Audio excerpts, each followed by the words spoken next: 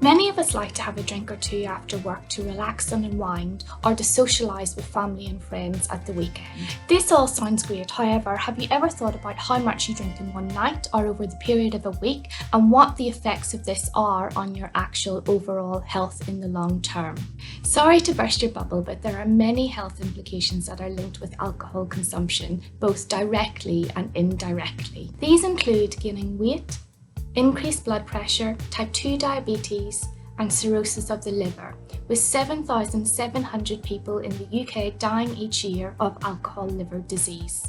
The government recommend that we consume no more than 14 units in 1 week over a minimum of 3 days. 1 alcohol unit takes 1 hour for the body to process.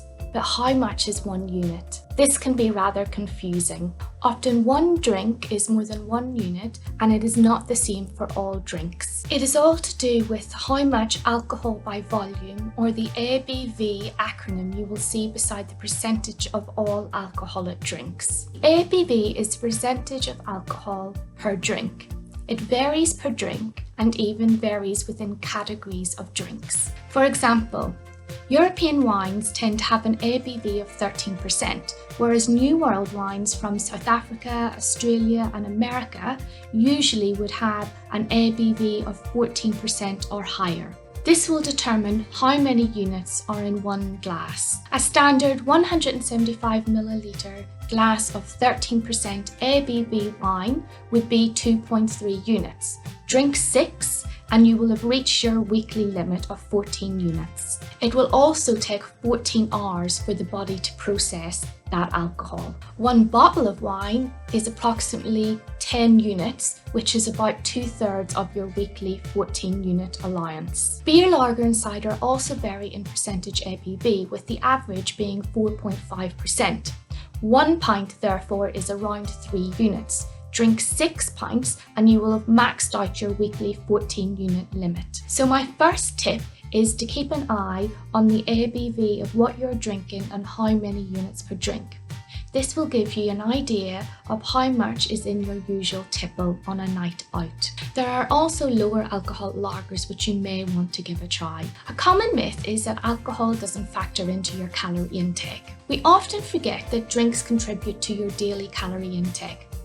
This includes alcohol too. In fact, alcohol provides nothing but calories, 7 kilocalories per mil.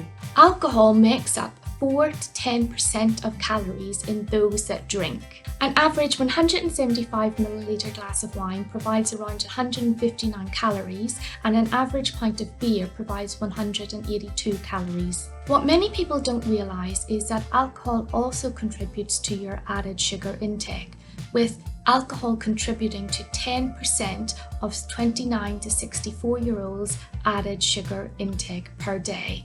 So my second tip is, if you're going to drink, make sure that you factor it into your daily calorie intake. If watching what you eat, opt for a lower calorie option such as a spirit, which is around 57 to 60 calories, with a diet or zero mixer. This will be much lower than beer or wine. Whilst this does cut down in calories, this doesn't necessarily mean to say that you can drink more, as it will still contribute to your unit intake per week. My third tip is related to my second. When drinking, we often consume snacks such as crisps and nuts. If we do overdo it on a night out, we may wake up feeling rough, and this will affect our food choices. We often opt for foods that are high in fat, salt and sugar, such as a greasy fry-up, for our hungover breakfast. It is very easy to consume over your daily allowance in one night out. So, tip 3 is to consider your eating patterns when out and avoid the higher fat, sugar and salt foods you may crave the next day due to feeling hungover. Another myth is that many people believe alcohol helps you sleep. Whilst this may be true in helping you nod off, drinking regularly does disrupt your sleep pattern and does not bode well for the next day. It can make you feel tired and sluggish and will impact your mood, concentration and decision-making skills, particularly if you've had a heavy drinking session the night before. This is because we spend more time in a deep sleep than the restorative part of sleep, rapid eye movement or REM, which may make us feel more tired the next day. Alcohol is also a diuretic, meaning you may get up to the toilet more frequently during the night. So tip 4, if you are going to be out, factor in how much you're drinking towards the end of the night. Thinking back of how long it takes the body to process 1 unit of alcohol.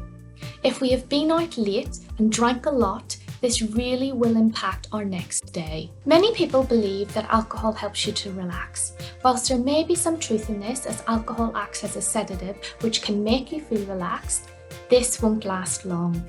The effects wear off quickly once your body has had time to process the alcohol, and you may experience withdrawal symptoms like those who are dependent on alcohol, leading you to take another drink. A vicious cycle. If you're an anxious or nervous person, it may also heighten those feelings. So my final tip, tip 5, is don't use alcohol as a vice to relax and unwind. Instead, use other techniques such as breathing and exercise. Finally, if you would like any further information on units and calories, check out drinkaware.co.uk. Thanks for watching ESS Wellness Tips and Advice. If you enjoyed this video, please like, share and subscribe for future tips.